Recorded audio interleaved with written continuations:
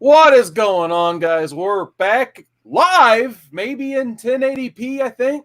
Finally, thanks StreamYards, appreciate it. So very happy about that, but we've got a couple topics tonight. We're going to talk Daredevil by Chip Zdarsky, which I had no idea this run.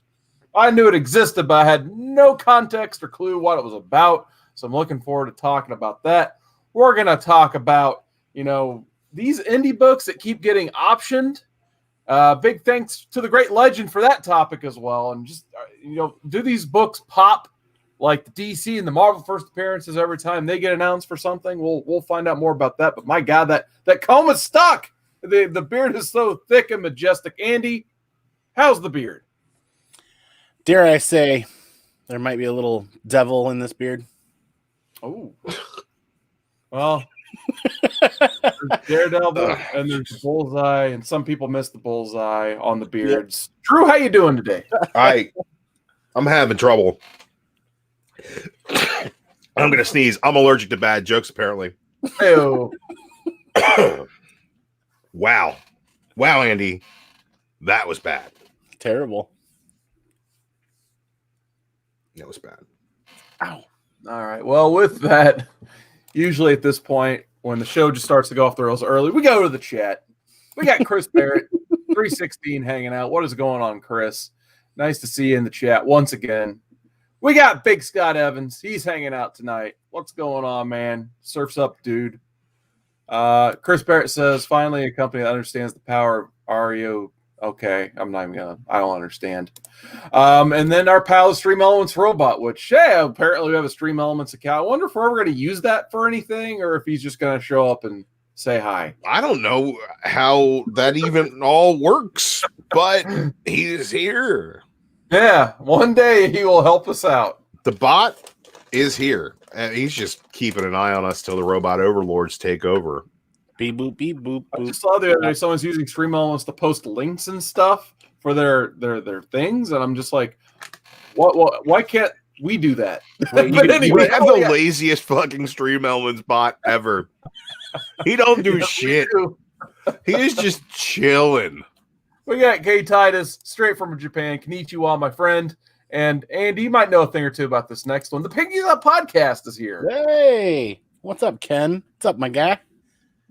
Nice. All right, so we'll go ahead and talk a little bit of Daredevil. So for me, I was kind of excited to read this, but at the same time, I don't know, Marvel's put out so many good versions of Daredevil. It was a high bar it had to meet for me. So I was just talking about the awesome history of Daredevil and how much I like about it. I mean, you got to go back. For me, it's the really good stuff. Modern era started with the Kevin Smith run around 1998 when you have the powerhouse combo of Kevin Smith and Joe Quesada.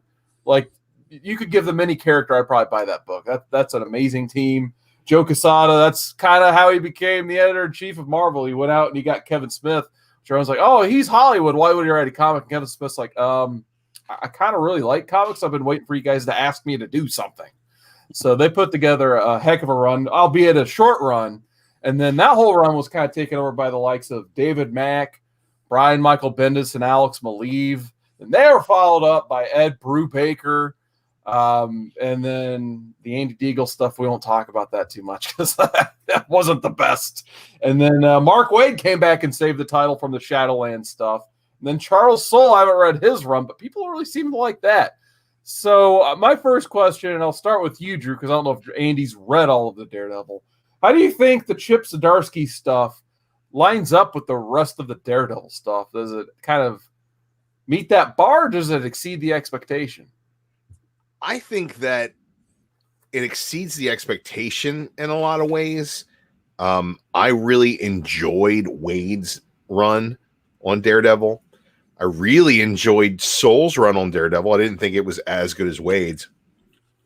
But I think Zdarsky has a way of taking everything that they've built upon and kind of turning it into classic Daredevil in a way that I just really didn't expect. There's a lot of heart in this title. There's a lot of homage in this title. And there's also a lot of built continuity in this title as well. And I really enjoy, especially in this first arc, how there's a lot of John Romita homage in the art from Marco Gicchetto as well, which was really great. There's a lot of Frank Miller homage in the art as well. So I think that it's kind of a team effort that a lot of these points of Daredevil's history are highlighted so well and kind of shown against the story that they're telling now, which is an exact pickup off the run that just happened. So Soul had him hit by a truck and basically killed, and Man Without Fear, kind of that miniseries kind of didn't die, but was be rehabilitated. And this book basically starts off with him popping pills and drinking and having indiscriminate relations with the ladies, which I have some pictures here for you guys if you're watching the show. He's a drinking and a popping pills at the bar and taking home the ladies.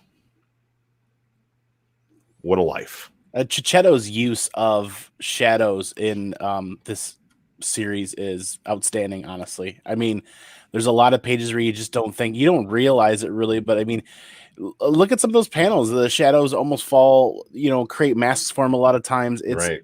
The blindfold effect of the shadow. Absolutely great. Nice. So there's some pretty good comments here in the chat. Before we get to Andy, I want to read a couple of them. So William Bird, how's it going, man? Thanks for your comment. He says, so many great stories, a movie, a TV show, and yet it seems that he is overlooked and undervalued as a comic and a character. And Gomer, what's going on, man? He says street level equals a gift and a curse. Ricky Markstead, what's going on, man? We got the founder of the Comic Core Discord server hanging out in the chat tonight, and he says, Man Without Fear, just give Daredevil a Green Lantern ring. Yeah, that would be pretty sweet. And then Chris Barrett comparing Daredevil in this to Jake the Snake. So that would be pretty funny to see, DDP come and try to save Daredevil. And he's just sitting on his couch. He's all fat wearing, the T-shirt, like the resurrection of Jake the Snake Roberts. But anyway, Andy, what are your initial impressions of the Zdarsky run? So this is the first full run of Daredevil that I've started reading. I haven't read anything in the past at all. And I'm not embarrassed to say, like a lot of other people, I mean, you look at this character's undervalued, underrated. That's just seems to be the discussion that happens a lot of times with Daredevil from a lot of people over many years. So when this run came out, I'm like, well, why should I pick this up? Why should I, I kind of took people for their word. I was like, why would I pick up a run and start adding that to my pulls if it's just not going to be that great, right? And honestly, Gicchetto's covers really didn't win me over the first 3 or 4 months they were coming out. I am not the biggest fan. Wait. Was that Tedesco was doing the covers, wasn't it? Yeah, the Tedesco covers, sorry. The covers, I really slept on the book because I'm walking right by and I'm like, you shop with your eyes, really. But a lot of people were talking about the book. Brian over at Simpleman's Comics were just texting me a couple of times, like, you're sleeping on this. He's like, just go buy the first 6 issues, watch or read it, and then if you don't like it, don't buy anymore. I was hooked from that 2nd or 3rd issue. A little bit of a slow burn to start at first.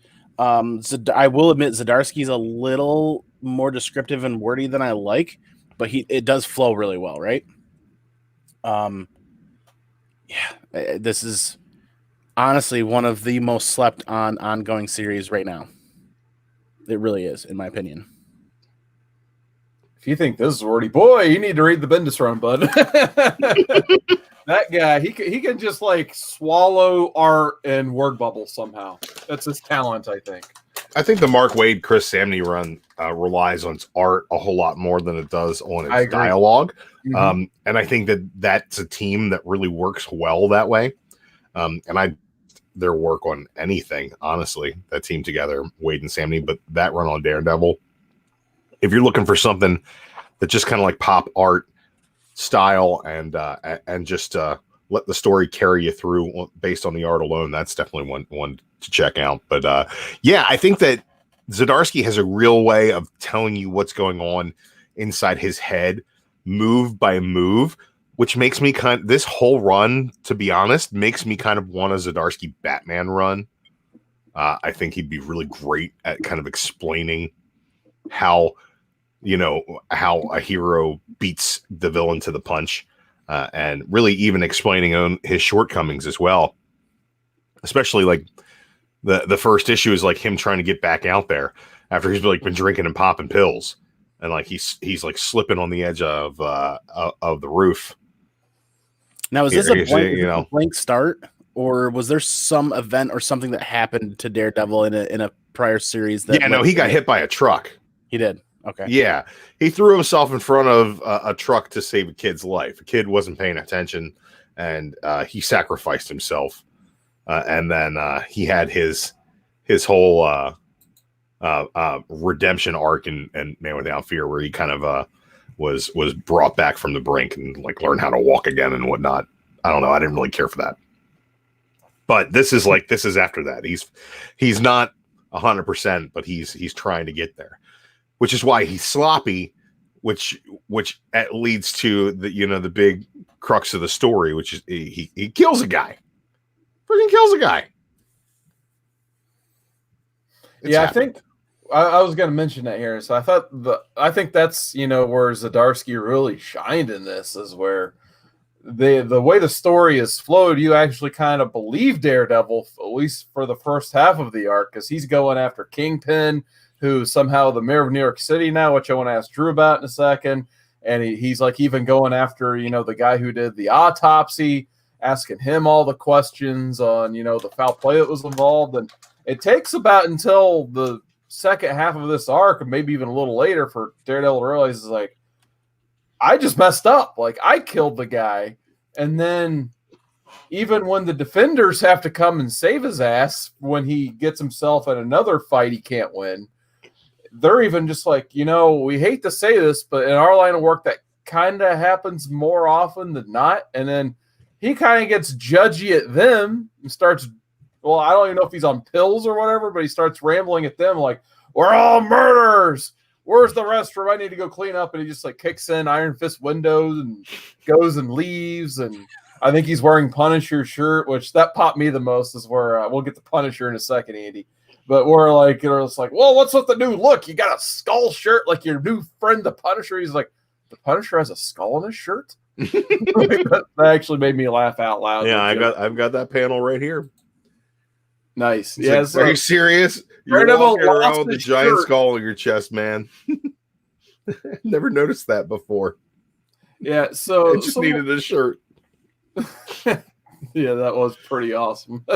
So, like, what is the story here, Drew? Like, you said he got hit by a truck, but I gotta know, how in the world did Kingpin get control of New York City? Oh man, see, all right. Here's what happened. Okay, the Red Skull. Okay, stole from S.H.I.E.L.D. a created cosmic cube in the form of a little girl named Kobik. Right? S.H.I.E.L.D. used this thing Kobik to wipe villains' minds in Standoff. Okay, this is an event by Nick Spencer. Kobik turns old Steve Rogers back into Captain America, but because she has been infiltrated by the Red Skull, he's been Hydra all along. We have this thing called Secret Empire, right? And during Secret Empire, they created this blackout, this whole dome of blackout over New York City, over Manhattan. And the one character that the populace of New York City could rely on during this time of crisis was the most powerful man under that dome of darkness, Wilson Fisk, the Kingpin. Hero of New York City after Secret Empire thing goes back to normal, and he runs for mayor, and he wins. He's the mayor. Fair and square. The Kingpin is the mayor of New York City. And this has been going on through a bunch of different books. Daredevil's The Soul Run, the part of Moon Girl and Devil Dinosaur, Jessica Jones, he's the mayor there. He's part of the Punisher book. He's got all kinds of different hands in different pots. but he's the mayor in the same way like when Luthor was the president of the United States, still a bad guy, kind of got control. People see him as kind of a hero, one fair and square, that kind of deal. I dig it. It puts him in a different position. There was a time when Matt Murdock was the mayor, and that time is no longer. So I think that the Marvel continuity, the way that this fits into it, it's all the street level people are playing the roles that they play, so it all fits. Nice. So there is a new cop in town basically in this as well, and he's from Chicago and he doesn't like Daredevil. Wilson Fisk really likes this cop because he does not like Daredevil. So basically by the time he actually gets a chance to fight Daredevil, the cops who are part of New York City, they don't want anything to, do with unmasking Daredevil and all that stuff. They basically, in their eyes, he may as well be a cop too. So what did you guys think of this scene before we get to the big Punisher reveal, where this cop basically wins in a fist fight with Daredevil and arrests him? Yeah, Detective Cole North, I believe. And I like that. He's a transfer. He's a new guy and doesn't really know their ways, and he believes everybody there is dirty, and most everybody really is. But in the end of the day, they're not going to perp walk Daredevil. They're not going to perp walk him and just pull his mask and walk him like a perpetrator, and they're just not going to do that. They're going to at least honor that for him for everything that he's done for the city. What about you, Drew? What do you think of Cole North? He shoots Daredevil before this. So like Daredevil goes back to the scene of the crime. The coolest thing, I want to touch on this real quick first, is in the book, Daredevil hears the cop meeting with Kingpin, and afterwards hears Kingpin say that he didn't set Daredevil up, and he knows that he's not lying. So like he's starting to realize that things aren't what they seem. And then he's like, so I need to go back to the scene of the crime. The cops are there. This new guy freaking shoots Daredevil. He's like, hey, I need people coming in. But the beginning of the next book, he's like, look, he thinks he's behind me, but because of the way that I sense things, there's no in front of me, there's no behind me, there just is around me. And he's like, so he doesn't stand a chance. And he escapes and starts running away. He's like got his mask on and a disguise, and he's just booking until he's surrounded, and then dude just straight trounces him. Daredevil's like, all right, I got this guy. In his head, he's having this inner dialogue while he's fighting him, and then the Cole North just beats the ever-living tar out of him. It's amazing. I loved it. I mean, the way Chichetto is able to convey action in a panel and in the scene is impressive. And look at that top part of that page. It is so incredibly clean, yet so incredibly busy to convey the amount of action and the pain and just the amount of crushing force being delivered to that police car hood. I really enjoy that. Well, I really, where's this one? This one right here. It's just like him getting punched in the face. You feel that. Like that's just impact. The energy, the lines behind it, the horizontal lines convey all that energy. It's just all these panels are laid out beautifully. And talk about the worst disguise of all time. Like, I know that's where he's trying to get away, right. But he had like a hobo's coat, no mask, but you could still see like his bloody red fist tape and his boots and his pants. I like how basically Cole North is no pushover. Basically, they've hyped him up pretty well. They've shown that not only is he a pretty tough fight, he's smart. He can actually kind of outsmart Matt Murdock in the field a little bit, or at least when he's clumsy and filled up and that stuff. But he gets arrested, and the only way he gets away is when a surprise buddy of his shows up and takes out the cops. And that's the Punisher. Oh, there it is. I knew he was saving that hat for something. So Andy, yeah, he doesn't even know until he comes to. Yep. What do you think of the Punisher's issue he gets here? I might ask you this one all day. I'm really happy with this. I mean, I could make some critique points about how the Punisher looks, and it's not really like the Punisher I grew up with. But at the end of the day, Chichetto did an amazing job delivering what I'd like to call that Punisher war journal experience when he's in that safe house area. He's got a living area, but then he's got like there's a just right next adjacent to the living area is just a godforsaken table saw with a bunch of tools and a bunch of equipment, because that's the one thing that he always did in War Journal is he's always had one small space and he did everything there and built everything, did everything on his own.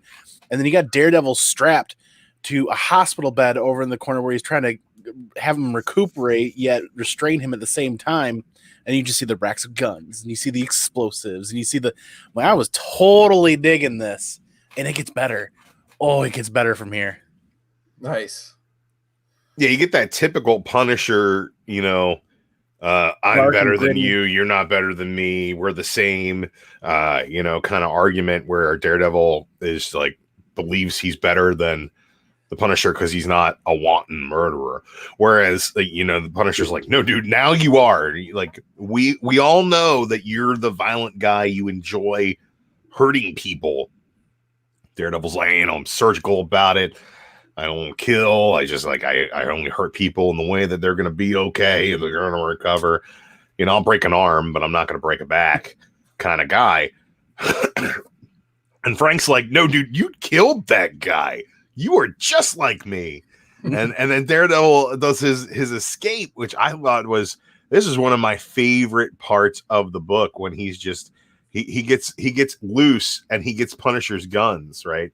And he shoots him a bunch of times, but he just grazes him, right? And then he says to him, he's like, look, you're a demon, but I'm the devil. Like, if I was going to use guns the way that you use guns, Frank, like, I would be unfreaking stoppable. And it reminds me of like what it was. There's a Batman issue recently where Batman's like, just because I don't like, he was like really good. He's like, I'm like a top 10 shot in the world.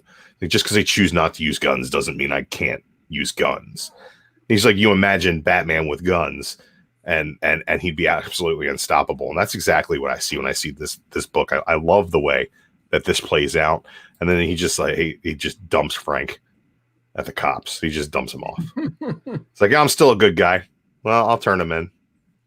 I mean, those 4 to 6 pages walked into the story arc like Buddy the Elf with a snow globe and just shook up that story and said, here, have some chaos, have some good times. It's like, there's my man Frank. Let's do some fun stuff. And it was killer.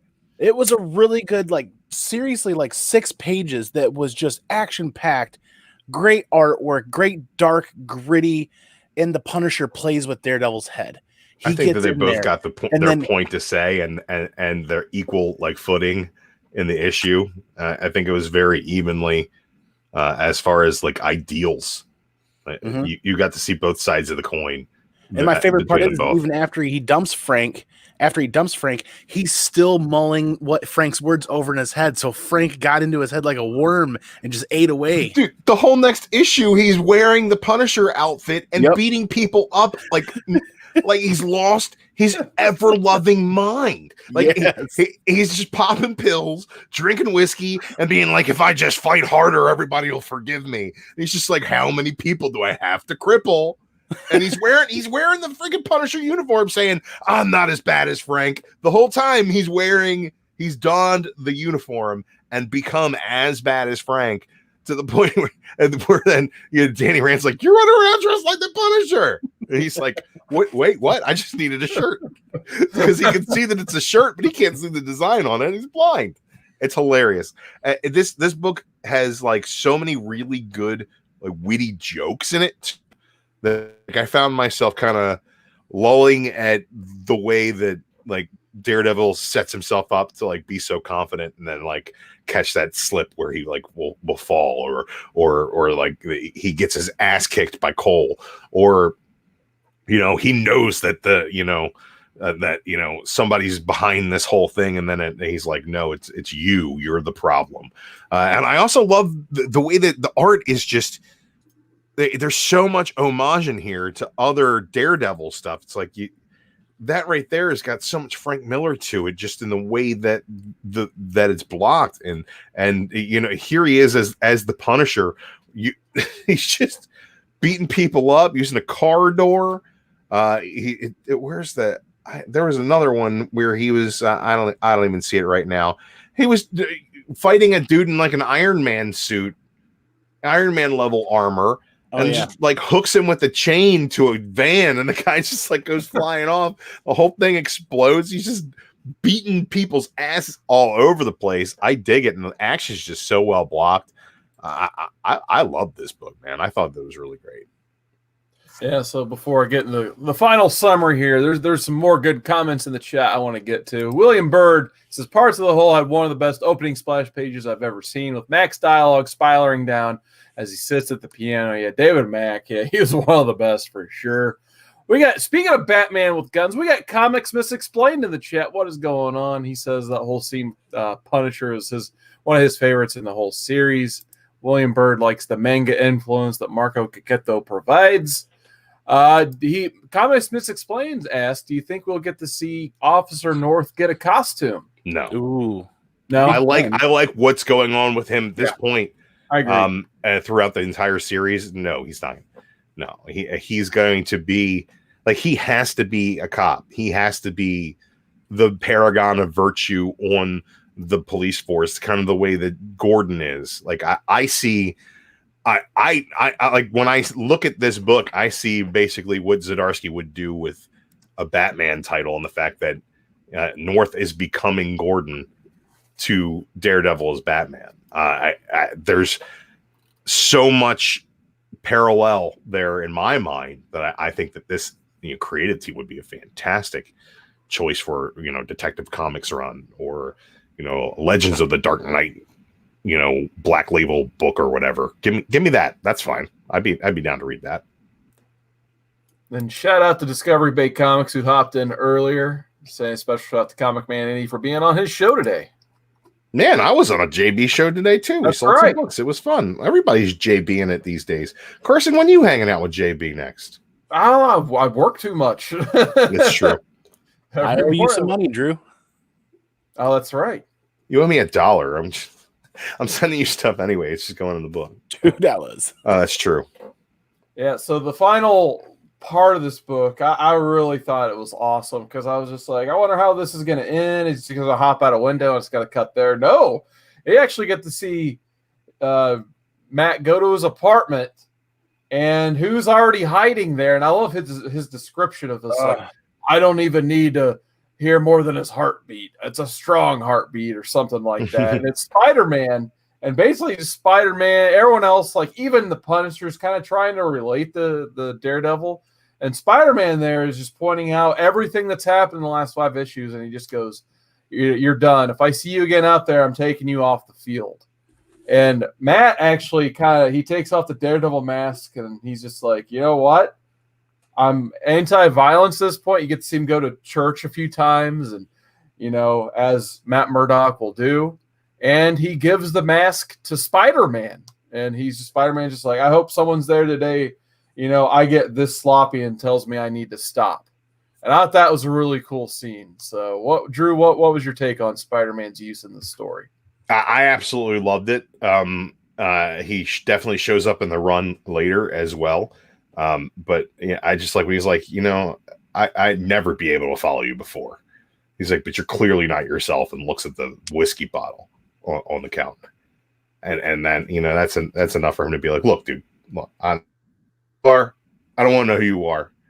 That's not what this is. This is basically me saying, hey, I've been there before. You got a soul search. You got to figure out what's going on. But that's not what you did. You terrorized your neighborhood. You started fist fighting cops, basically in front of everybody. You are getting sloppy, and you got so sloppy that, heroes for hire had to come bail you out.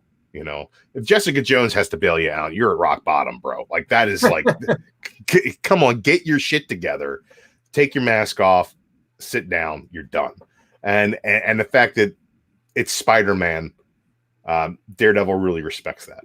I think that he looks at it a lot differently than if it would, everybody else is like, look, you need to calm down. I mean, it's not the end of the world, but like, you need to calm down. Spider-Man's like, listen, put my foot down. I don't want to have to be dad. If Spider-Man's got to be dad, like, you got to be fucking up. If Peter is like, oh man, your life is a mess, then your life is a mess, bro. So I really dug it. I thought that it was a good ending to this kind of. Every Daredevil run kind of takes its turns shitting on Matt Murdock, and I think that this does a great job of setting him up on a path where he feels he needs to fight so hard for redemption, but there's not really anything he can do. And this run keeps getting better and better from this point too. Still going strong. What, 21 issues in? Yep. Yeah, I think that it's a really great story. One of my favorite Daredevil ones of all time. Now, Andy, I know you said in our chat earlier you read like pretty much the latest issues to get caught up today. So this is where I stopped reading, with the whole Spider-Man showing up at his, place and telling him he can't be Daredevil anymore. So, Andy, would you suggest people keep reading this? And obviously, you're probably going to say yes, but tell me a little bit about the run. Not just yes, but absolutely. Zdarsky does have a bit of a slow burn in the story to some point. That first arc at the very beginning, and then it picks right up. I think in the second arc, Drew, wasn't there a little bit of a slow burn there? I agree. But it delivers. This series constantly delivers action. It delivers satisfaction in story. It delivers an immense amount of amazing art, in my opinion. I think there's only a couple of issues where they stray away from Cicchetto's interior art, and there is a difference, but it's still good. And I caught up on the last 3 issues, 19, 20, and 21, and it gets it gets good. It gets really good. It has me waiting for the next one coming out.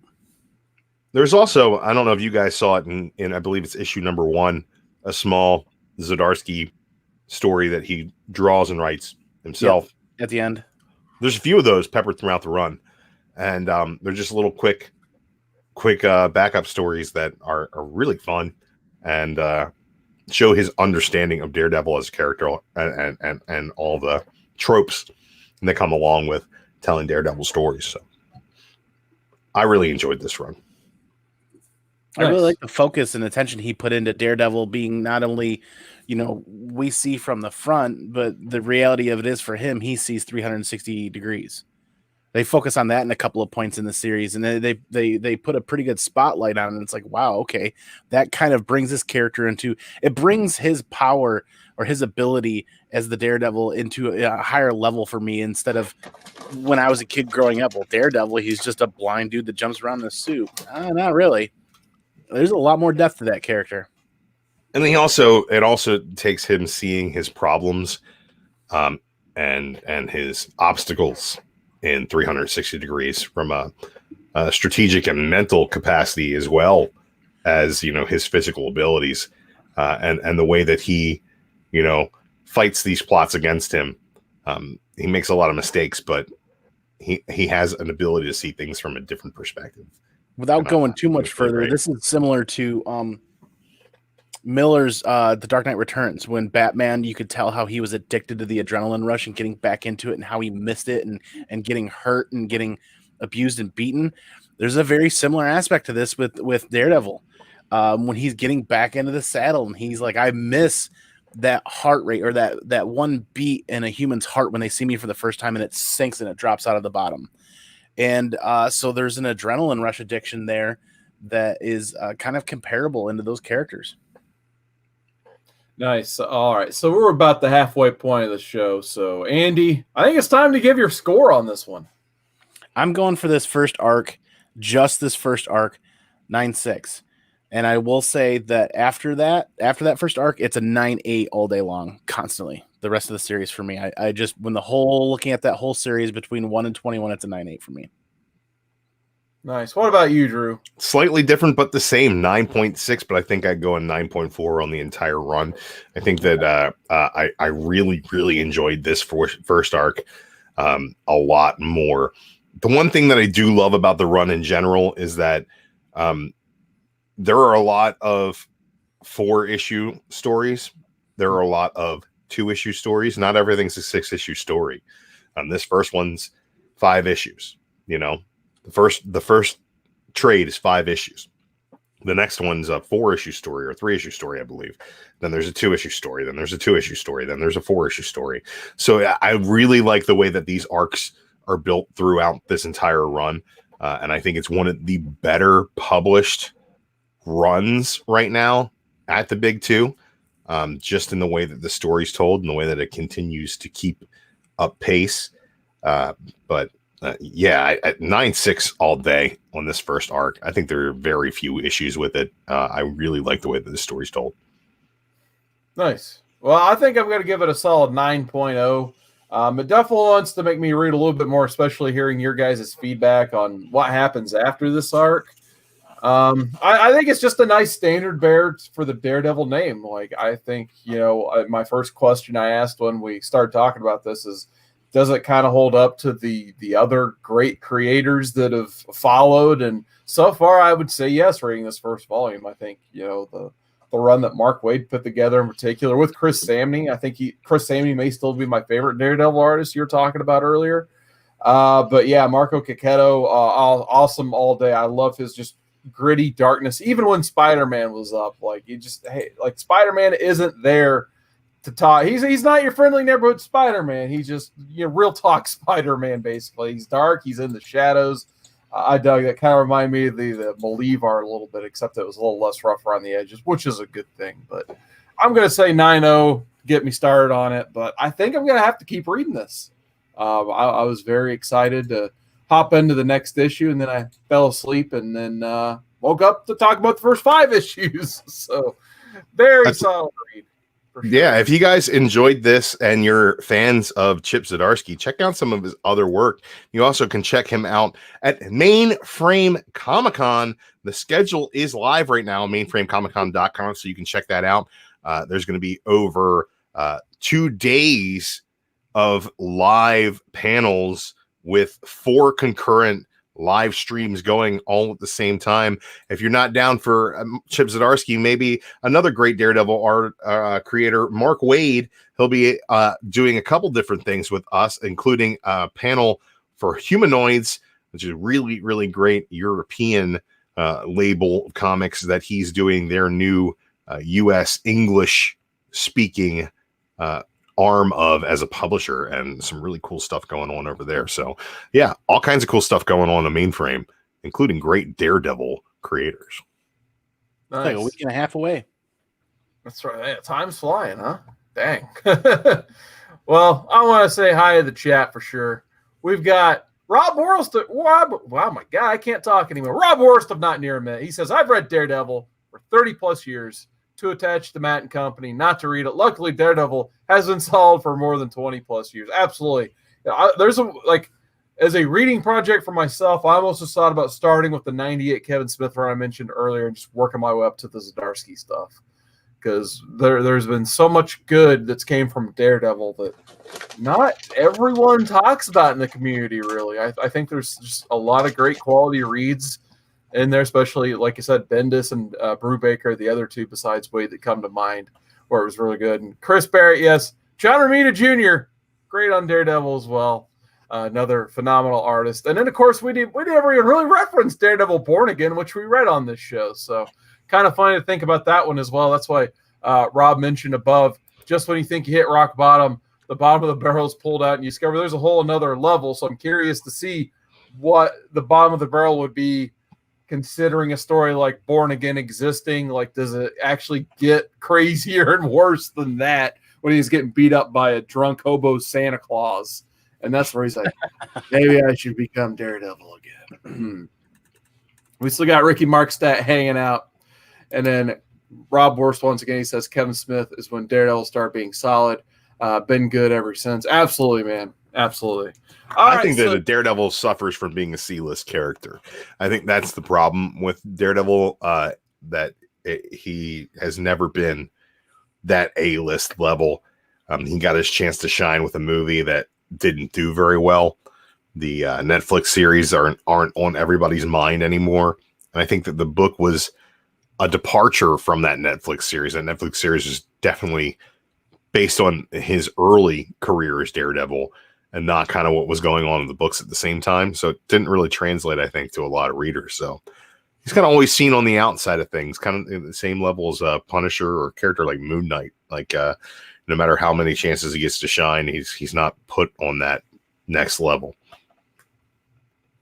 Yeah, absolutely. He almost needs like a Robert Downey Jr. to come and play him or something somehow. But that's never going to happen, obviously. Like Iron Man. Maybe a Ben Affleck type. But speaking of movies and stuff being optioned, now we'll segue into our second topic of the night. And this one comes from the Great Legend Show. Big shout out to Legend for this one. He wants us to talk about optioned indies. So it seems like your formula for a successful comic book speculation anymore is a movie gets announced with the character, you find said character's first appearance, and that book is worth money until the movie comes out and people like it, and then people forget about it. Wash, rinse, repeat. So what do you guys think about some of these indie books that have been kind of, announced, optioned? Like, are they making as big an impact as some of these other Marvel and DC books? Is it run of the mill? Andy, you're already nodding your head no. What are your initial thoughts on optioned indies? I think case in point here, we can talk. This is a great platform. Talk about the spec cycle that Brian and Jack talk about a lot in Simpleman's Comics, where something gets optioned, there's a spike. After a little bit of while, that cools back off. People have purchased what they want to purchase, or the awareness is gone, and then eventually there is a downward trend until that book actually, or until that character does arrive in the form of a show, or there's some other major news or a trailer. Usually a trailer is a really big plus. There's a couple that I'm looking at on the list that are case in point right in this slump right now. So I've completely lost sight of your original question, and I apologize, but there's definitely some tropes to this, and there's definitely there's a lot of facets to this. There really is, which was what kind of makes it fun to talk about. What are your thoughts, Drew? Look, man, I think that there are a lot of really great properties that have been optioned from indie comics, right? Greg Rucka is going to be a part of Mainframe Comic-Con, and he did The Old Guard. It's like one of the hottest movies right now on Netflix. And that hasn't really translated into much of an uptick in value for The Old Guard, unfortunately. You got so many different properties out there at this point are now basically being used as like IP farms. So you got Netflix is in the comics game, right? They have the Millarverse, which is basically being used as an IP farm. Just because they have the rights to make everything doesn't mean they're going to make everything. Deadly Class was a really great book, a really good series that did not end up doing well on television when it was adapted. So every bit of momentum that saw is now gone.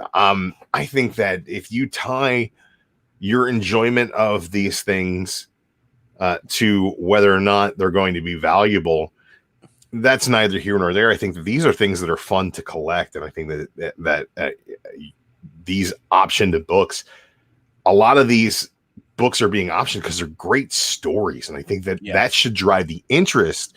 Like Paper Girls is being made into a series right now.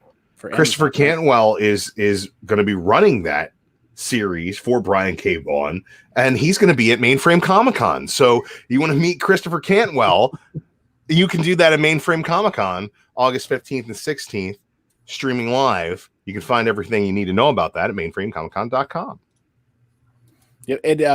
Rob from Not Near Mint has a great comment that I just there it is. Indie books are a flash in the pan when it comes to spikes, unless it merits a sequel or a reboot somehow. There's some truth to that, but there's also some holdouts and some standouts like Walking Dead. Walking Dead, I think, is a different story because it was a low print run, and it was a long running series before it ever became optioned. It was at the point where, the book had been like, oh, what are they going to do? How are they going to end this thing? Before it became a series, and there was so much for them to play with out of that series. But when you look back at the number one, that's the only one that really held a whole lot of value because the print runs were so low.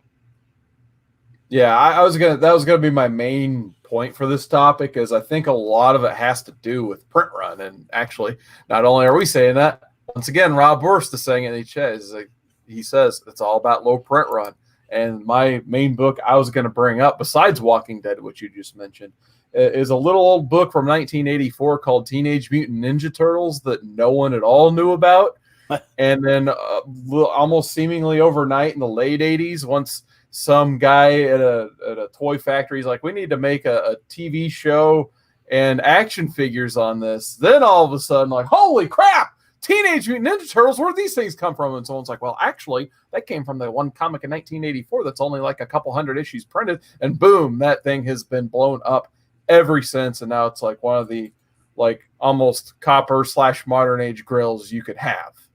Yeah, and that was Peter Laird and what was the other guy's name? Kevin Eastman. Oh, Kevin Eastman. I think he's going to be at Mainframe Comic-Con August 15th and 16th talking Teenage Mutant Ninja Turtles. And he's also going to be talking Drawing Blood, I believe, as well as talking about the Last Ronin. So, man, going to be all kinds of cool stuff going on.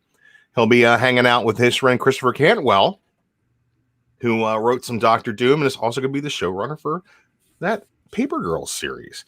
And apparently, David Pepos has sponsored Spencer and Locke and Going to the Chapel, both being optioned as well, and will be doing a panel on IP for Hollywood. So you can learn more about the creator process coming and going in this IP game from David Pepos at Mainframe Comic-Con August 15th and 16th.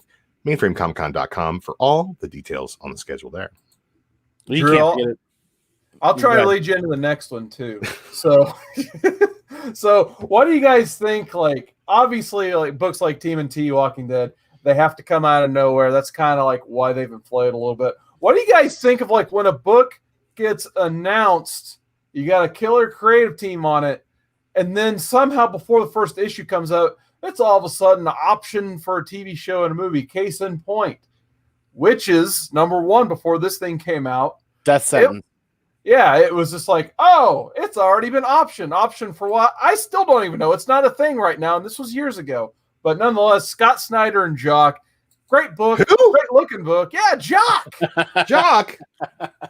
Man, I hear that Jock's a fabulous artist who just so happens to be coming to Mainframe Comic-Con August 15th and 16th, a 2-day online fan event. Find out more at mainframecomiccon.com. That's mainframecomiccon.com. Schedule is live currently. So, Andy, that question to you. What was the question again? I got so hung up on Jock. I knew you were going to do that. I got so hung up on Jock.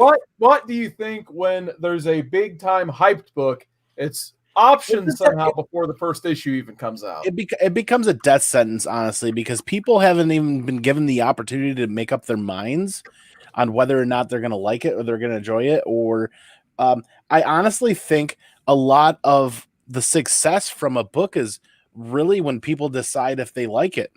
And it's going to be good. And if something's being optioned well before people are given an opportunity to voice their opinion on something, it kind of turns into, it creates a bad taste in some people's mouths. Like, really, whoa, well, you're going to option this and spend all this time and money and do this, and I don't even know if I'm going to like it yet. So it kind of shuts people off, honestly. It's kind of a turnoff to option something before anybody's ever had an opportunity to see it or even take a look at it or make up an opinion. Some people get a bad taste in their mouth. Other people will go out and probably grab a couple of copies, and then if it turns out to not be great, then those are in the dollar bin and those are going over to the kids' corner, and it's just kind of a death sentence, to be honest with you. What about you, Drew?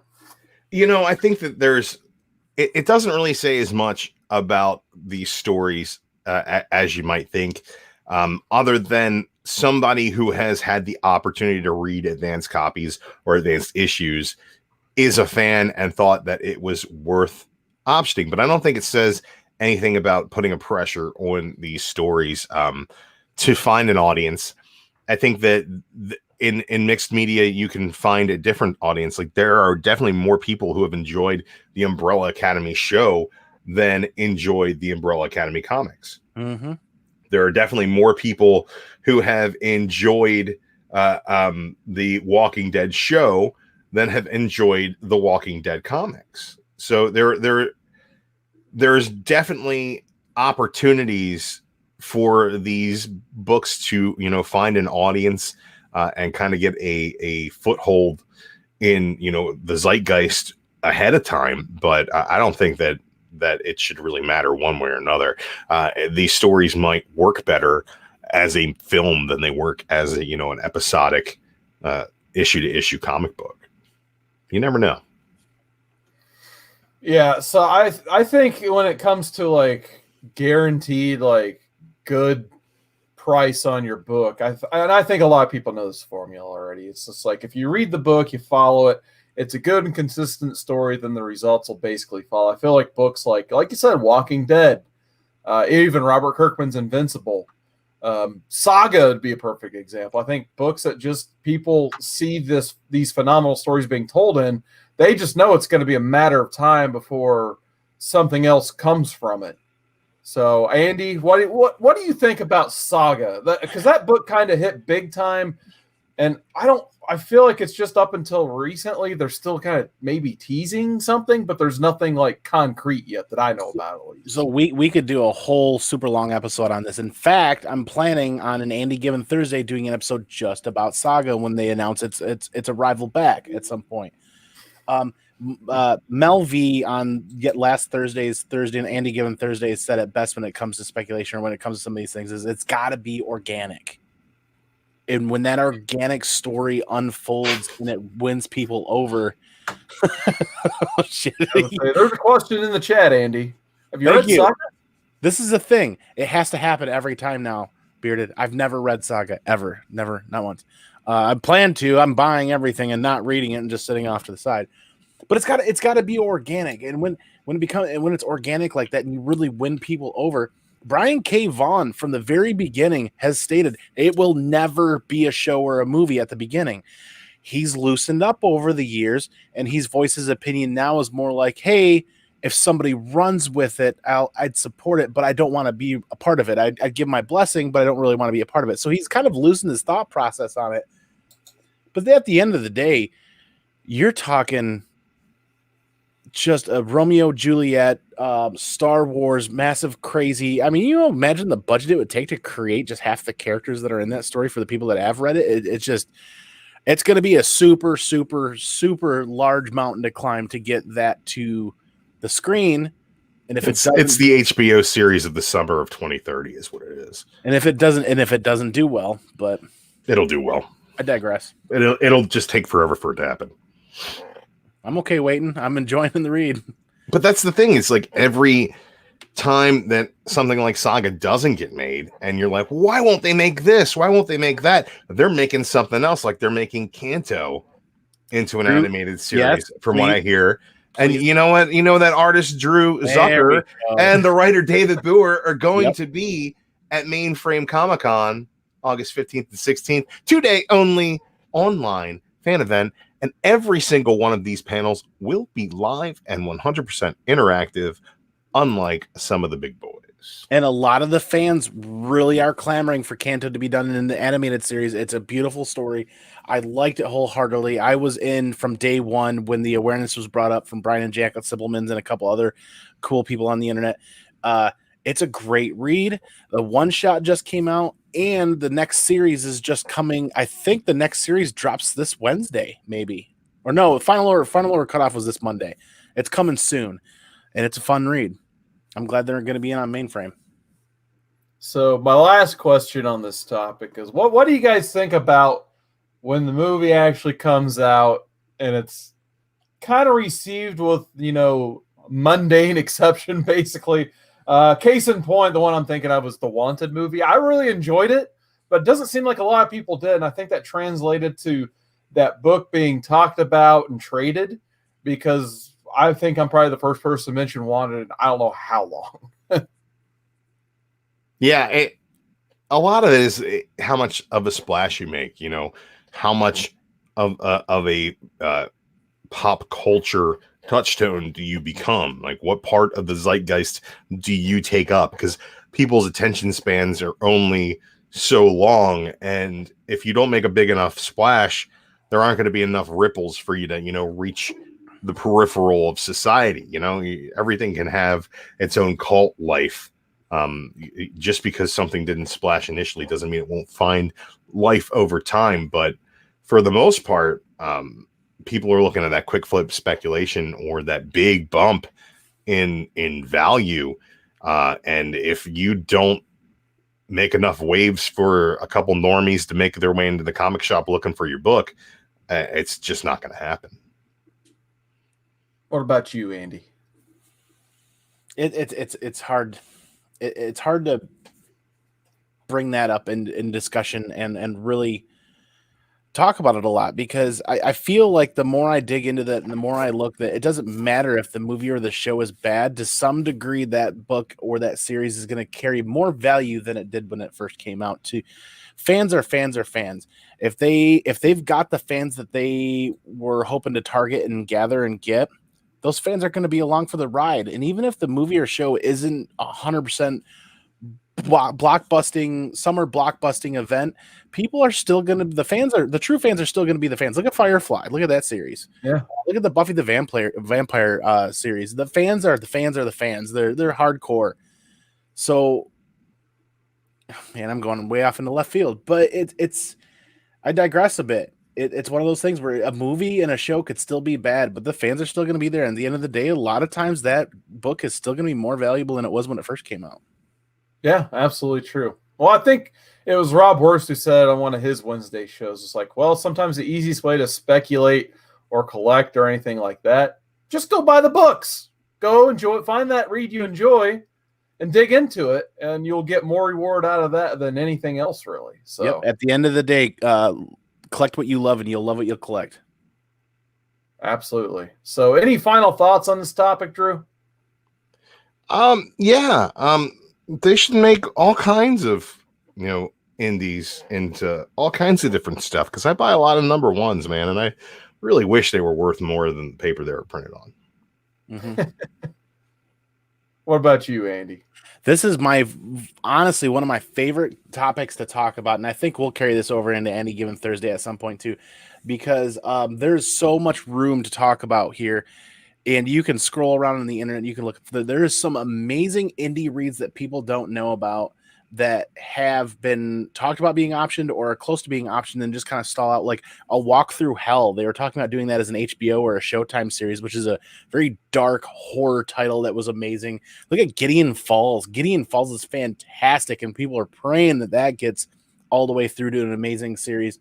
There's Oblivion Song is another one. Robert Kirkman's been working on that. That's been a great, fun read, in my opinion. Was that story Skyward? Oh, about the World Without Gravity that was optioned. That was a good book. I can't wait to see that never become a show. I kind of feel like Infidel was in that same territory. Yep, Infidel too. Yep. Bitterroot has been optioned. Is that going to end up being a thing? Reborn, that Mark Millar verse. Yeah. Reborn. I would say all of those Millar verse ones. Like you got that Prodigy, Magic Order. Magic Order is never going to be a show either. I just ordered the deluxe hardcover edition of this that I can't wait to read it. Warren Ellis, Declan Shelby's Injection. It's a sci-fi series about a bunch of doctors that end up destroying the Earth and then clamor back together to try to save it.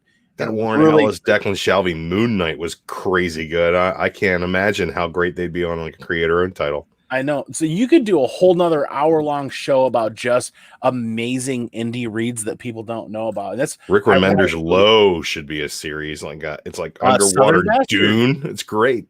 We read Southern Bastards not too long ago too. That was really good. Actually, you could go big time on all the Remender stuff. You got Low, Black Science.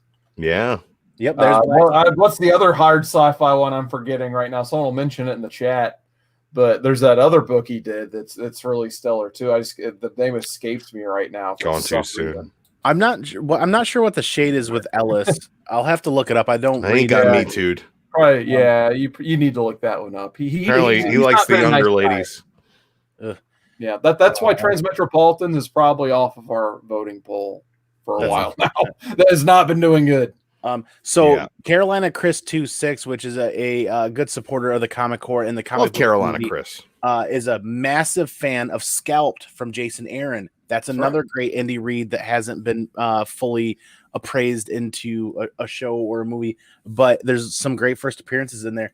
This is something that I love. I'm passionate about great indie reads. You get the low print run, you get first appearances, you get amazing art, you get really good value in your books. And honestly, there's some floaters in there that aren't great, but more often than not in the indie section, I get a lot of enjoyment out of that indie section. Solid idea. Electra movie. Wow, that broke my brain. Comics was explained. Thank you. All right, Electra movie. I would like to create an episode of this show where we put that Electra movie up against other comic book movies and see how many comic book movies is actually better. Oh, you can't end the show yet, Carson. Okay. Why the Last Man? Optioned, hitting FX here soon. We just read that first arc, and that was really good. And you and I have been talking about reading the rest of the series, and I'm looking forward to that. Why the Last Man is another great book to talk about. I didn't catch this. Andy, did you hint at saying Firefly is a bad show?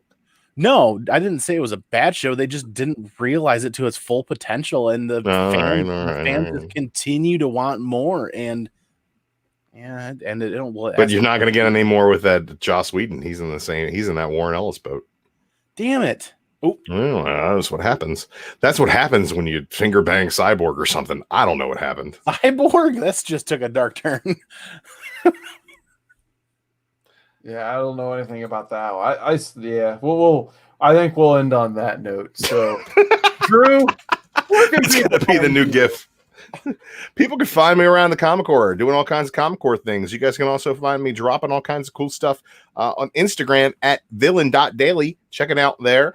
Check out Mainframe Comic Con on the Instagrams as well as the Facebook. And if you guys are not doing anything on the 15th and the 16th of August, guess what you're doing now? You're doing Mainframe Comic Con. Go on the Facebook page. Tell us that you're coming. Respond to the invite. And man, be a part of all the action. There's going to be all kinds of cool stuff, 50 plus panels, live stuff going on all week, celebrity meet and greets. There is a bad gargoyles or broken gargoyles exclusive variant up on the web page right now you can buy for Source Point Press. Some really cool stuff. So check it all out. Andy, man of 100 likes on a video. I got 50 thumbs up, but we'll focus on the positive. Where can people find you?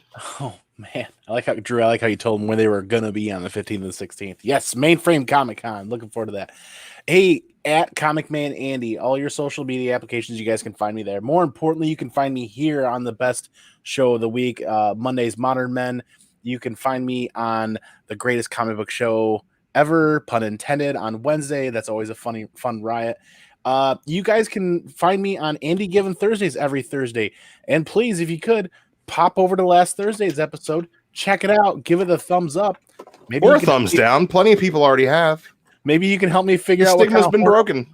Maybe you can help me figure out what kind of hornet's nest I walked into last week. But we're getting ready to rebound for the next Thursday episode. And check out my own channel if you got some time and drop some thumbs up there and have some fun with videos. All I know, Andy, is you got almost 160 thumbs, man, and that's an awesome accomplishment. So it's a lot of thumbs. Yeah, that's great. So you can find me, cwoodard19, on YouTube, Instagram, Twitter sometimes. If Drew does his Electra movie review, my horse will be sick, so you will not find me there. I'm skipping that one. You're on your own there, buddy. Of course. Oh, yeah, and Comics of the Atom, me and Mike Green will be recording next week, and we're going to be talking about Spawn issue 1 through 6. So it's a book I haven't read since the 90s. I'm curious to see if it's aged like fine wine or some awful beer that's in a 30-pack. We'll see. It's aged like prison toilet wine. Which, by the way, that Todd McFarlane sci-fi documentary, definitely an interesting watch. If you guys are a fan of Todd McFarlane at all, is definitely worth about 45 minutes to an hour of your time. I highly recommend that. It's actually on YouTube. They just uploaded the dang thing. But yeah, we'll be talking about Spawn. I may actually go live on my channel tomorrow. I know it's been a minute. Yes. We got Ruben Guzman. He says, Comic Beers Assemble. Thanks for hopping in late, man. Appreciate it. Seeing you in the chat. We still got Rob Worst. Comics Explained. K Titus is back. Bearded Comic Bro still hanging out. might have to show up for that Firefly show you have to do. Oh, and then William Bird says, was there anything to read in Spawn issues 1 through 6? Well, I'm going to find out next week on Comics of the Atom. Of course, Mainframe Comic-Con, 15th, 16th. But, we haven't really talked about the next 2 weeks of Modern Men. So next week, we'll be reading Thor Volume 1. It's at beginning of that Jane Foster run. Or, at the time, I guess spoilers for Andy, we didn't even know it was Jane Foster yet. But you kind of know now anyway, but that's how you read the first whole volume. I can't wait for that. Been digging through trying to find it anyways, and been getting some spoilers because there's like 4 Jason Aaron Thor runs. 3, how many? There's a lot. Yeah. As I say, hopefully next week we can be like less chronologically confused, because me and Andy were like debating, and I was like having to pull out issues like, Andy, buy this one. I think this one's part 2 of part 1. Issue 1, Marvel All New Now. Something. I was in the LCS last Wednesday, like, pulling the trades off the shelf and sending Carson pictures, and I'm like, wait, there's like 3 different series here from Jason Aaron. What am I buying? Yeah, actually, the thing about it is you got to read the whole original Sin event first too. You won't know what's going on. And next, maybe here I'll propose this topic next week, and we'll see what the chat thinks. Should we just talk about confusing numbering next week? Is that a thing we can just have a topic on? God, no, I hate people that are confused by numbering. That's me. I think this is ripe for conversation. So next week, along with Thor #1, our topic will be confusing numbering, because Marvel has me so confused, I don't read half their books anymore. So at least we have Drew here to explain that. And you know what Marvel did really great this past week? They dropped this book, right? And it was a free, like, Marvel previews or whatever. But it's basically the post-COVID in every single story arc. Here's what's been going on, right? It's like 1 page, catch you up with every single story. So that no matter what you were reading, you can keep reading with no problem whatsoever. I really enjoyed it. So it was like the first couple of pages that each individual superhero passing their COVID test, or? No. Oh. No. COVID doesn't exist in the world of Marvel. Oh, good to hear. They got Terrigenesis instead. That was a terrible plot for me to troll you. Sorry. they got the Teriyaki Mist, as my good friend Trinity from Teriyaki Mist from Trinity's Comics, Trinity Entertainment. My good boy Jeremy Edwards. Man. Jeremy Edwards. Shout out to Jeremy Edwards and the Teriyaki Mist. And then week 45, the day after Mainframe Comic-Con, Drew. Yeah. We're going to spend an entire show on the Infinity Gauntlet. Episode 45, that's August 17th. Still trying to lock down a couple special guests for that one. Here from the Comic Corps, of course. So if anyone else actually is halfway interested, just reach out and you can be on an episode of Modern Men at this point. But yeah, the Infinity Gauntlet, episode 45. I cannot wait for this one. Jim Starlin, George Perez. Drew, I know you're excited for Thanos. I love this story. It's so great. Andy, I'm understanding you haven't read this one yet? I have not. Nice. So once again, this is why I love this show, making Andy read all this stuff for the first time. And then you got the grizzled veteran Drew that's going to tell you why you should have read it 600 times. You know what I love the most about this show? Is that Chris Barrett can say something like, if you can't understand the numbering, go home, and make me love him. And then say something like, week 45, my horse might be sick, and make me hate him all at the same time. I don't understand you, child. Something wrong with that boy. Mainframe Comic-Con. It's coming up 15th, 16th of August. Until then, guys, we'll see you next Monday. Later.